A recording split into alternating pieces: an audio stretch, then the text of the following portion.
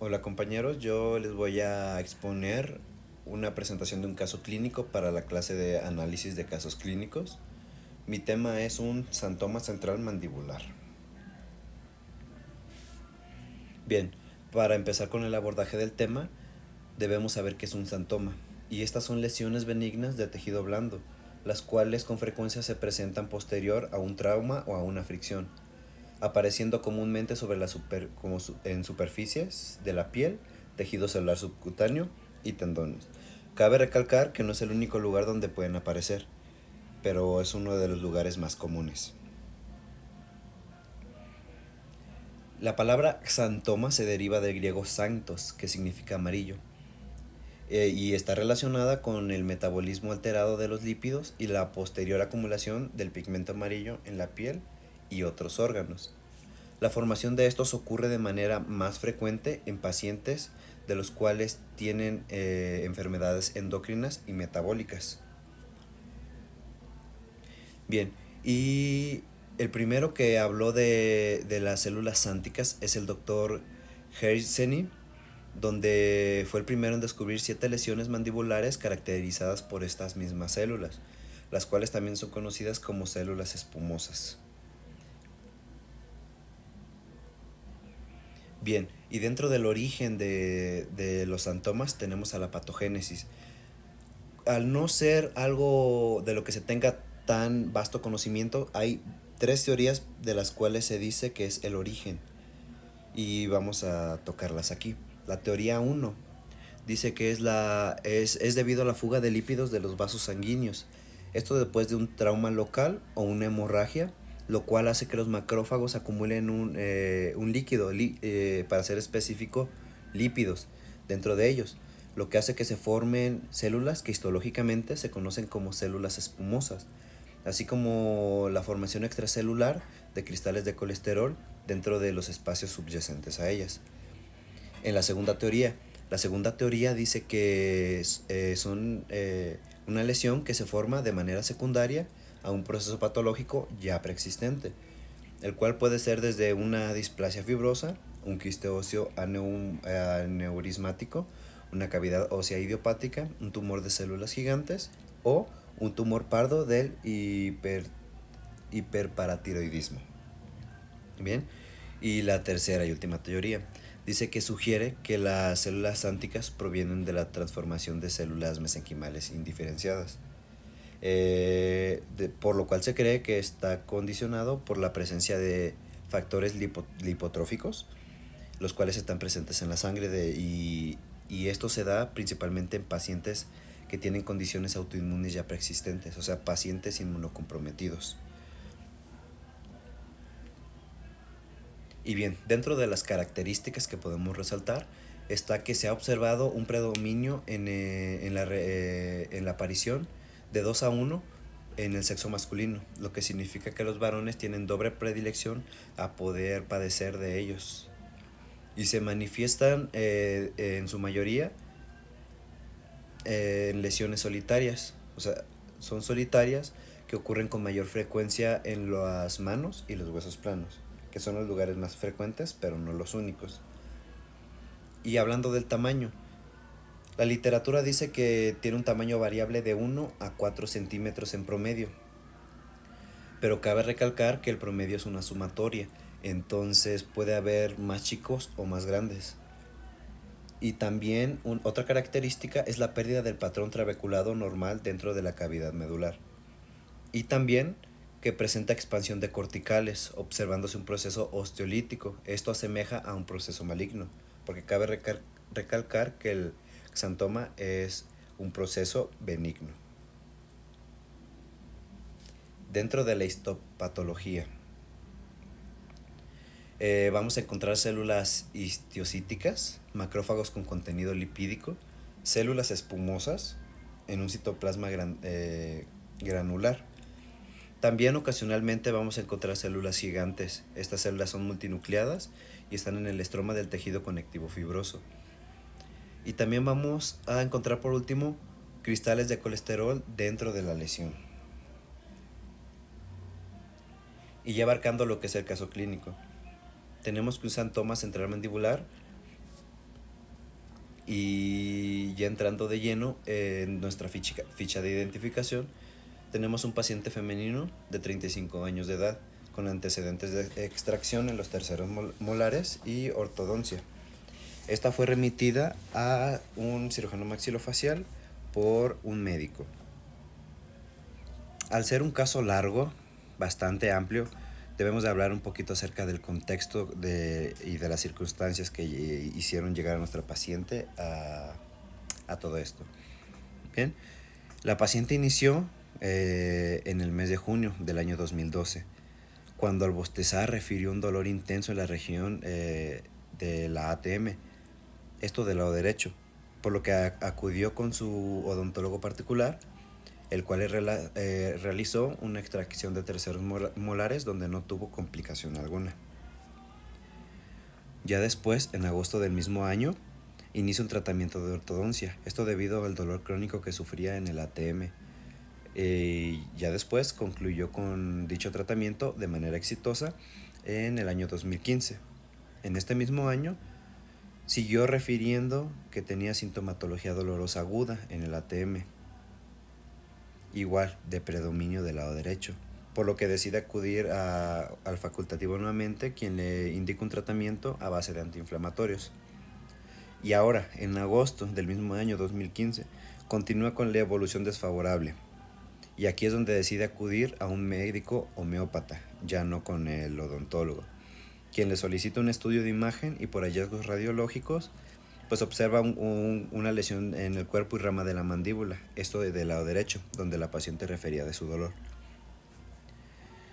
Lo que pasó después es que el médico termina por referir a la paciente con un cirujano maxilofacial, con uno particular, ya en noviembre del mismo año.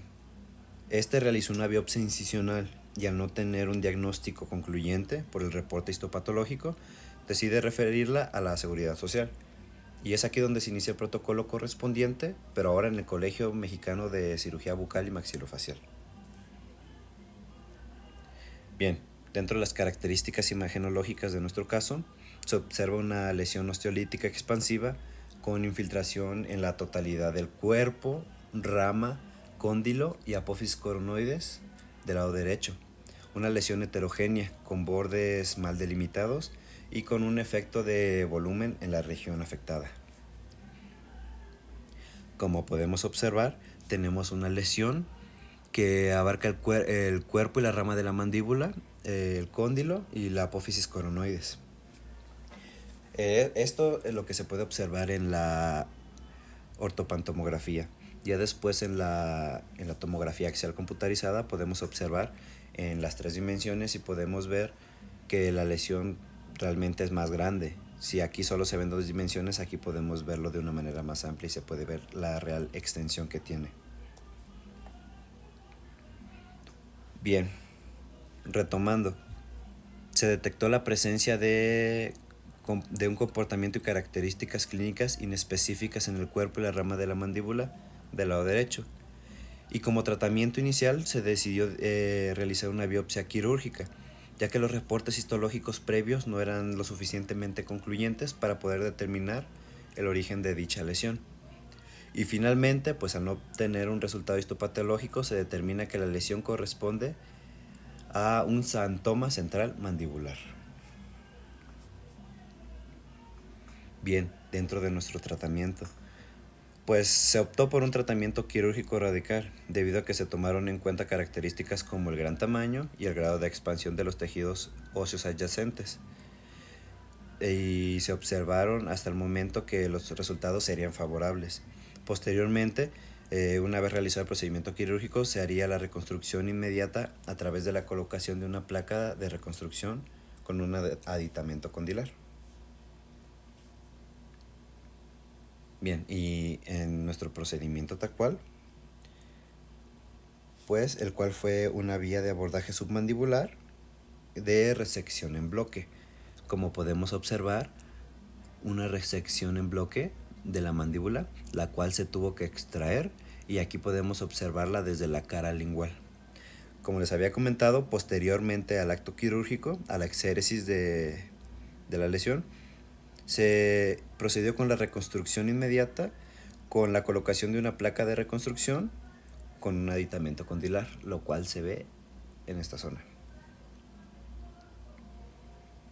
Bien, dentro de nuestra histopatología, ya tal cual, el espécimen fue constituido por células ánticas dispuestas en grupos, así como células histiocíticas dispuestas en remolinos en un estroma de tejido conectivo fibroso bien vascularizado. Esto con presencia de infiltrado inflamatorio de manera crónica. Dentro de nuestro diagnóstico diferencial, pues podemos decir que el diagnóstico diferencial histopatológico siempre debe tener en cuenta diversas lesiones óseas que se muestran, donde tenemos células xantomatosas, dentro de los cuales podemos encontrar al fibroma no osificante y al histiocitoma fibroso benigno, que cabe recalcar que histológicamente son lesiones indistinguibles, son realmente parecidísimas, por lo que el diagnóstico se basa principalmente en características clínicas y radiológicas de las lesiones.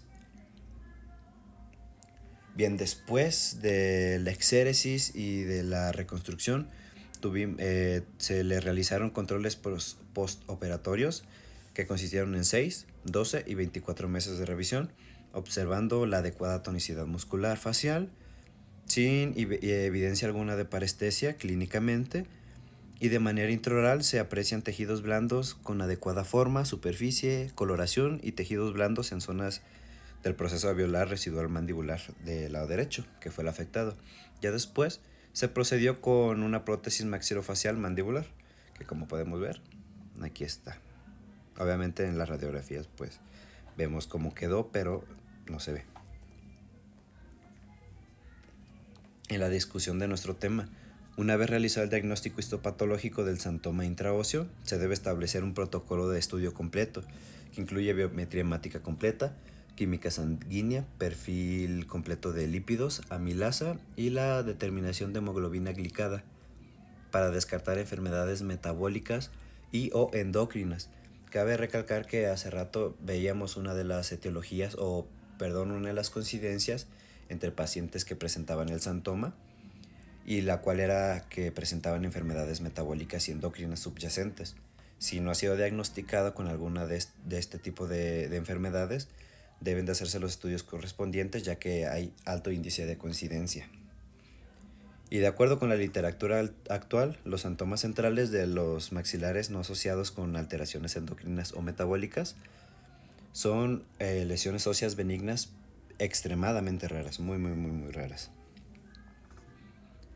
Y concluyendo, pues el protocolo de tratamiento descrito en la literatura actual para los xantomas centrales en los maxilares se enfoca pues principalmente a la realización de los tratamientos quirúrgicos conservadores, que como vimos pues a la exéresis total, ¿no? O quitar todo el pedazo, vaya, para que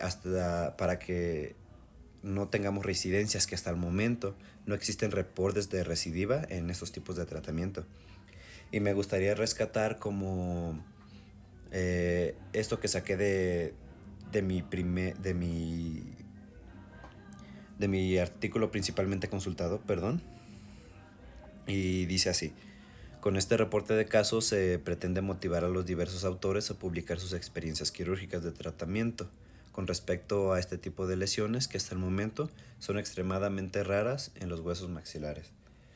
Estas lesiones no hay mucha documentación acerca de ellas, entonces se busca con este caso clínico hacer que los autores publiquen sus experiencias y se pueda saber un poquito más acerca de los xantomas en maxilares. Y estas fueron mis referencias.